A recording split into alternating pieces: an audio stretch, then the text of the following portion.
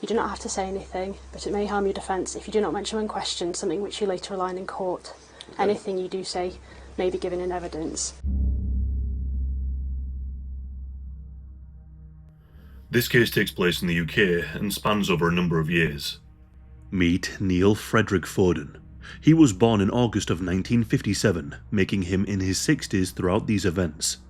Neil Foden had worked in Welsh education for more than 3 decades. His career began in 1988 as an English teacher, and he quickly rose through the ranks. By 1997, he was a head teacher, leading one of North Wales's largest secondary schools. He became a recognised figure in the region's education sector. He was known for his strong opinions and regular appearances in local and national media. He was often invited to comment on school policy and funding issues, and his voice was trusted by both politicians and journalists. Over time, this visibility turned into influence that matched his grandiose personality. Colleagues described him as dominating meetings and controlling decisions that were normally shared between senior leaders and governors. He even built structures that concentrated authority in his own hands. He did this by using short-term employment contracts and public criticism to keep control. He managed staff through fear. Employees later told investigators that they were worried that if they spoke up about anything, it might cost them their jobs. And not only this, parents were worried that they might lose their children's place at the school.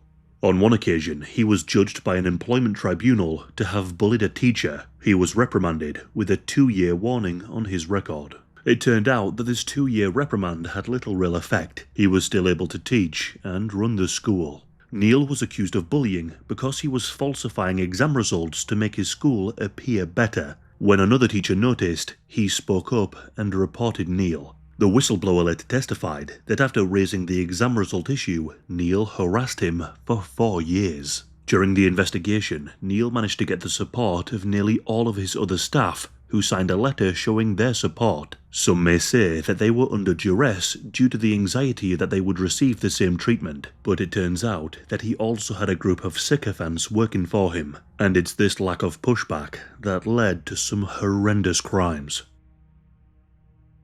It would be in 2018 that Neil's deputy head and safeguarding lead died. With this, Neil then put himself in charge of pastoral work and child protection duties.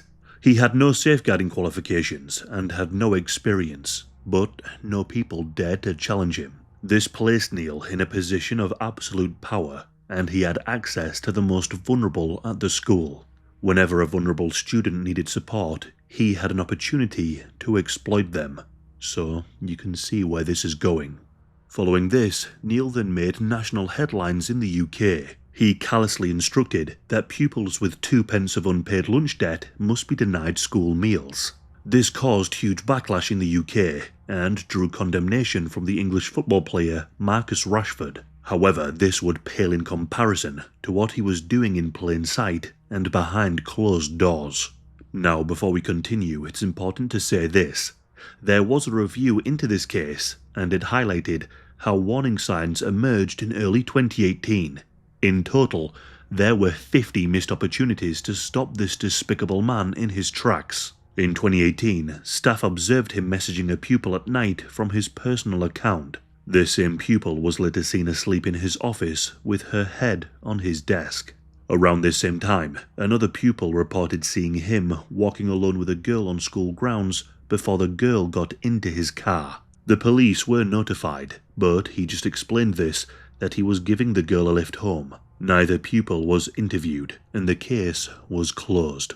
As I mentioned earlier, the school's safeguarding lead had died, and Neil appointed himself to take over that role. From that point onward, every concern about him was routed back to him. Therefore, there was a clear conflict of interest, which should have been picked up. He began meeting pupils alone in his office and in other locations for what he described as support sessions. Colleagues later told investigators that he kept the lights off and the blinds closed, which he said was to protect confidentiality. In 2019, senior staff saw him accompanying a pupil to police interviews and to medical appointments without parental consent. They warned him about professional boundaries, but no formal record was ever created. In 2020, external agencies, including the NSPCC and the SA Referral Centre, made referrals about his behaviour. Each was dismissed as not meeting the threshold for a child protection investigation.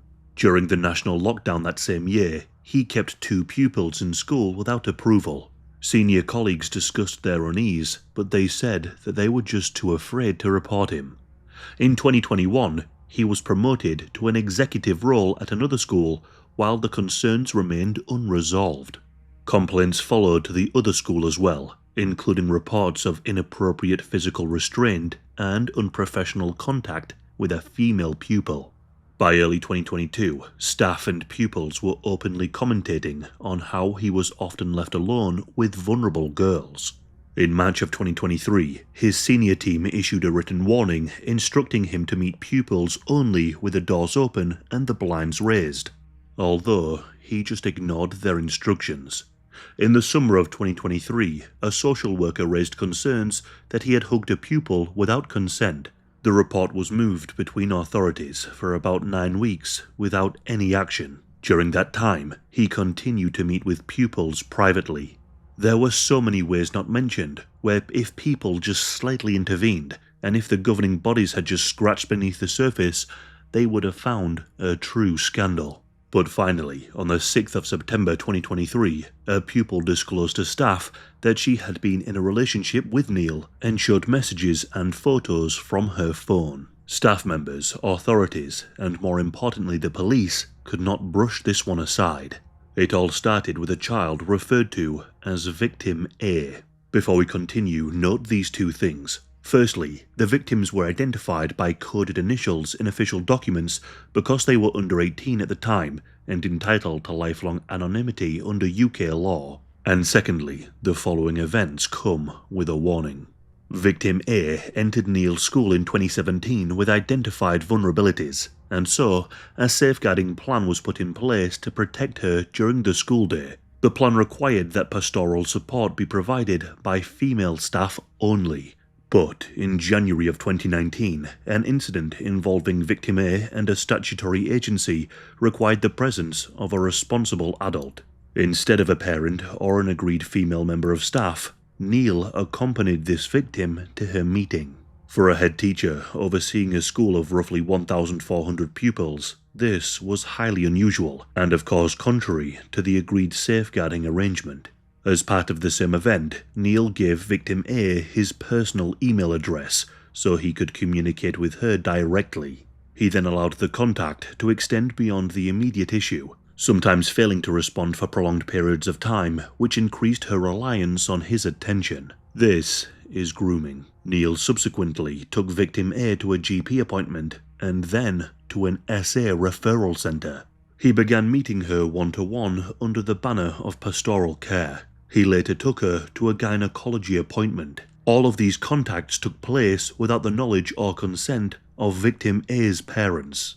Medical correspondence was addressed to him as if he was the victim's guardian. Colleagues noticed his increasing closeness to the vulnerable pupil and reported multiple boundary breaches on school premises.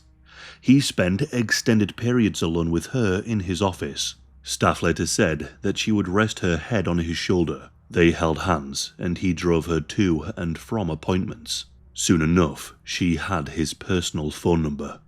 Teachers told him to step back, but he didn't. He visited Victim A's home and collected her for late-night drives. Her mother was told by Neil that they were attending cake-baking classes, which finished at 9:30. She became suspicious. Neil and Victim A reportedly joked about how their interactions might look to others, and over time, everything intensified. They began messaging on WhatsApp and told her to delete their conversations. According to later accounts and digital evidence, the contact escalated. Whilst in the car, Neil would force Victim A to perform oral on him. She later reported that when she asked to stop, he forced her to continue. Neil also had a lifelong fetish for urine, so when he was in the car, he made his victims drink liters of water and then forced them to push down on their bladders so they urinated for him. What he did with the urine wasn't disclosed. Messages showed him telling her to tell nobody and to take it to her grave. The victim's search history included phrases such as how to know if an older man likes you or is grooming you, and questions about potential prison sentences for SA. Victim A did have an awareness that she might be getting victimized. However, she was deep in and was young, so the abuse continued. Subsequent inquiries concluded that victim A was not the only pupil affected. Another very vulnerable female that Neil was grooming was victim C. In early 2018, school records showed that he frequently messaged victim C late at night on her personal email, and staff noted that she spent time in his office, including being seen asleep with her head on his desk.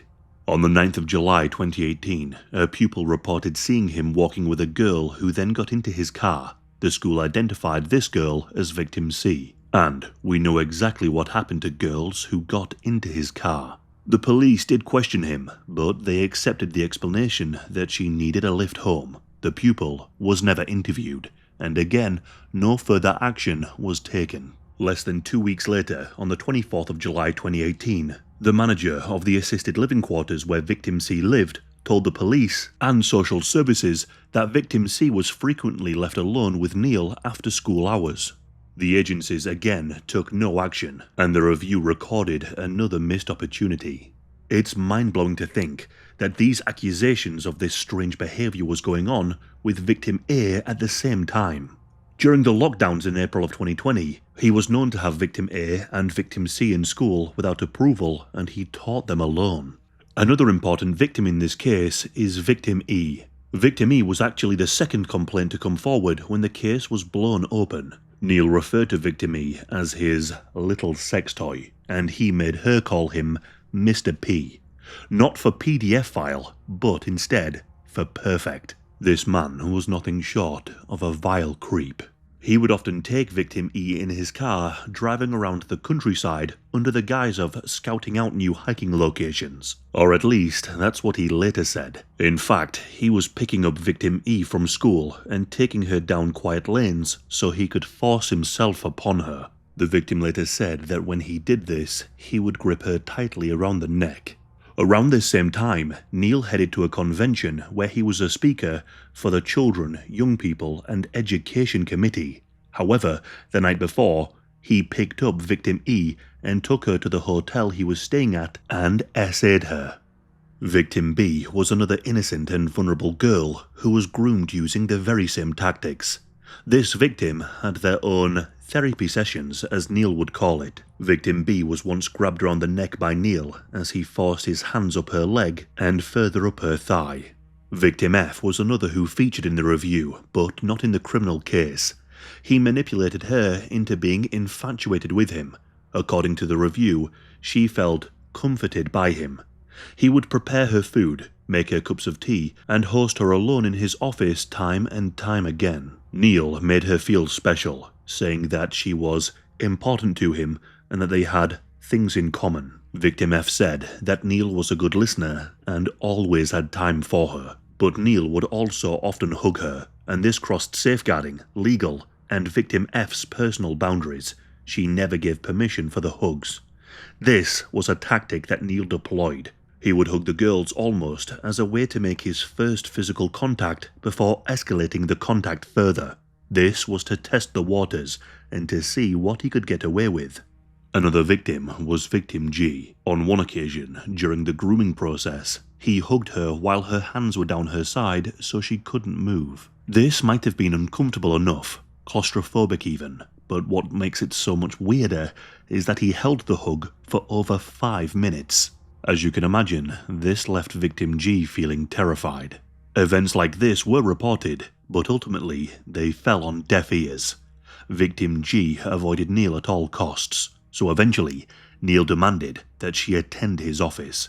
She refused, but Neil just grabbed her and took her to his office by force. Victim G was incredibly young, and no one knows what happened in that room, as it never made the criminal case, perhaps because she didn't want to talk about it.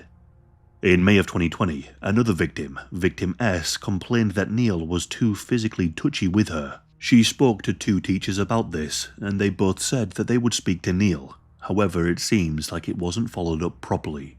It seemed like Neil was pretty much unstoppable. We have only mentioned a few victims here, but as we know, this list in the review reaches at least to S. So, at least 19 students experienced something that they never should have. It was only a matter of time before what he was doing finally caught up with him. On the 6th of September 2023, at the start of the school day, victim A disclosed that she had been in a relationship with Neil Foden, and she showed WhatsApp messages and photographs to a member of the pastoral team. The messages were of a sexual nature and indicated that multiple crimes had been committed. At around 10:45, the authorities were contacted. Victim A was so scared that she hid in a school cupboard. And before too long, Neil caught wind about what was about to happen, and so he went looking for the girl. In a panic, he then deleted 17 images from his phone that had been received from victim A. These images were of a graphic nature. Sure enough, finally, the evidence was inescapable, and the North Wales police arrested him and opened a criminal investigation. Mr. Foden, unfortunately I need to arrest you on suspicion of sexual touching of a child and communications with a child. Right. You do not have to say anything, but it may harm your defence if you do not mention when questioned something which you later align in court. Okay. Anything you do say may be given in evidence. Victim A then told the police everything. Devices were seized from Neil's home and his workplace. Calls, messages, and data were obtained. But also following his arrest, other pupils came forward. Victim E, Victim B, Victim C, and many others. Investigators mapped the sequence of communications to show patterns of contact and escalation. During the police interviews, Neil gave no comment answers throughout, but evidence was mounting. It only took 2 days before Neil was charged and remanded in custody. After pleading not guilty, a court date was set for the 22nd of April 2024 at the Mould Crown Court, and the prosecution and defence got to work. Prosecutors opened by saying that Neil Foden used his authority to target pupils. They drew a clear pattern: private messages that turned sexual, meetings arranged off-site, and repeated instructions to keep quiet. Timelines were locked to phone data, travel checks, and school calendars, and even one girl kept records because she knew something was horribly wrong. The vulnerable girls took to the stand and filled in the rest of the gaps. However, the defense pushed back. The defense urged jurors to doubt teenage memories and the meaning of the text messages. They argued that there was no decisive forensic proof and said that ordinary management decisions had been cast as sinister. Neil denied everything in court. He insisted his conduct was professional and that these allegations were false. But over 16 days, evidence and testimony accumulated. On the 15th of May 2024, the jury convicted him of 19 offences, including 12 counts of child SA. He was also charged of possessing indecent photographs of the victims. Sentencing took place on the 1st of July 2024. He was sentenced to 17 years imprisonment and ordered that he serve 2/3 before he be considered for release. In the sentencing remarks, the judge said that Neil had preyed on young girls, acted from an arrogant sense of self-worth, and had shown absolutely no remorse for the harm he caused. The police later confirmed that he was barred from teaching indefinitely. Some may say, after all, justice was served, but many also think that too many people turned a blind eye, and that the incompetence and rot go way deeper in the education system, child protection, and the police services. The case of Neil has to be one of the most infuriating cases in recent years. There are numerous victims right now, all because no one wanted to speak up. It's terrifying to think that in these modern times, someone like Neil can rise through the ranks and get away with this for so long. There were 50 opportunities to stop him, and not a single person did.